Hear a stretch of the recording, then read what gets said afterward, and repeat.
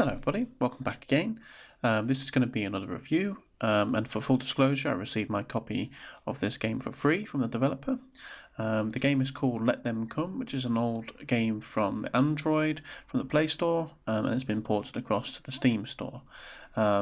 Interestingly enough, the prices differ a lot. On Steam it's only $5.99, however, you can pick it up for $1.49 on the Android store, and they are, as far as I can tell, exactly the same. So not sure why the price is so different there. What I'm going to do is I'm going to break this down into a list of different things, and I've compiled a list of what I'm going to cover.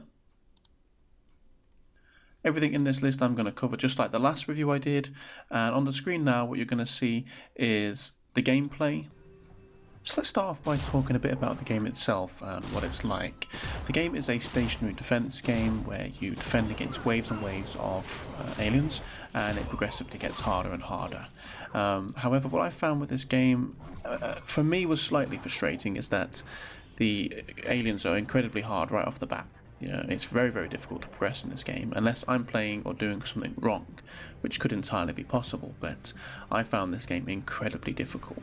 What I'm going to do is get down into the breakdown of what I thought about the game and just go from there. First of all, let's go down the gameplay route. On the screen now you'll see what I'm going to be rating. The mechanics themselves, they're pretty simple. It's a mobile game. You shoot from a stationary point and kill things, and you can upgrade the character.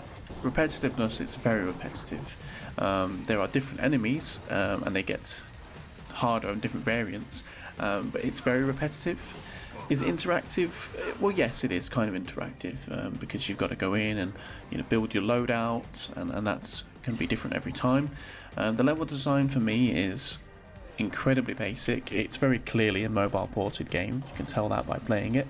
As far as I can tell, the level doesn't change. I haven't been able to get out of this area, or certainly if you can, I haven't been able to progress that far. So level design, I would say, is very basic. For me, not that great, but it's a mobile game at the end of the day, so I wasn't expecting too much going into it. The controls in the game, they also kind of go under the mechanics. It's very simple, point and click. Your mouse cursor is where the gun shoots. You can push spacebar and stuff like that to protect yourself with a melee weapon. So very, very basic controls, nothing special there. Progression, I haven't been able to find any progression on this. This is what I was saying a moment ago. I don't know if there's any more than this one hallway that we're protecting, because I wasn't able to get any further in the game. The menu hasn't really been changed from the mobile menu. It just happens to have mouse support, so the menu works fine, no problems there, very basic. The user interface is very easy to use, the shop is very easy to use, so there's no difficulties there. So the user interface is fine as well, no problems there. The performance, fine, it's a mobile game on a PC, it performs absolutely perfectly, no problems. Let's move on to the next category, which I've got is aesthetics. So firstly, under aesthetics and immersion, I've got graphics. What do I think about the graphics? Well, that's because it's a mobile game, the graphics are not that great, but they're not bad either. If you used to play this on the mobile, it's pretty fun. I did have it on my mobile phone a long time ago, and I played it an awful lot when I was travelling. This was back when I travelled a lot on trains. This game was perfect for that, it's quite fun. The cinematics, they're not really worth rating, the cinematics, because they're incredibly basic and they don't really seem to hold much of a storyline, but again, that could be me. I might not be getting far enough into the game to reach these level of cinematics, so I'm just going to not rate this category again. The character animation is a pixel art, it's a pixel animation, and it's absolutely fine, no problems. The death animation is pretty good for the enemies, I quite like that. The environment animation is the next category, and really there isn't any. There's a little bit of lighting in this corridor, and that's about it. So I don't think there's any point really rating this. I wouldn't say it's bad, it's not good either. And finally, the colour palette. The colour palette, well, it's a pixel art game, and it looks like we're on a spaceship, or we're in a space station somewhere. So it's absolutely fine. Nothing wrong with the colour palette. Nothing wrong with the texture choices. Overall, the game isn't bad. It's quite fun when you've got nothing to do, but would you play it for more than 10-15 minutes, maybe even 5 minutes at a time? I would say you probably wouldn't play this for more than 5 minutes at a time at any given point, and even then, would you come back to it? I don't think I'll download this again. I might download it on my phone, but I'm definitely not going to have it taking up unnecessary space on my PC. The game is just not fun enough for me to warrant having it downloaded all the time. Although, because the game is so small, if you did want to have it on your computer, it takes about 5 minutes to download, not even that, maybe about 2 minutes. So if you did feel like coming back to it, you know, its size and space, very, very quick and easy.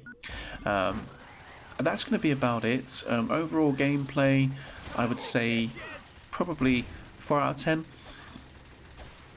Since it's not very fun for me, it's not very rewarding to play. The visuals, I would rate that maybe a 6 or a 7 out of 10 because it serves its purpose. It's a pixel art game with nice animations and nice textures. So I'd say its visuals are pretty good actually. And its enjoyment. Its enjoyment factor, as I said, if you're going to be playing for 5 or 10 minutes, it's quite enjoyable, it's quite fun. But after that, it gets a little bit repetitive, it gets a little bit boring. So enjoyment factor, let's say I'd probably give this maybe a 4 out of 10 because it's not really got that longevity to it. It's not really got that progression to it. And that really concludes my review for today. I'm not by any means saying this game is bad, but I'm also not saying it's good. I'm not going to say anything bad about the developers because it's a port from an existing mobile game and it works to its desired factor. But that is about it for me. What I'll do, I'll leave a link to the game in the description if you do want to look at it. I'll also leave a link to the Play Store so you can find it on there. It's cheaper on there and it's the exact same game. So don't waste your money spending it on Steam, buy it on your phone, play it when you're travelling about. Other than that, I hope you'll have a great day. I hope you found this review helpful. If you did, think about leaving a like and subscribing to me. Other than that, look after yourselves and see you next time.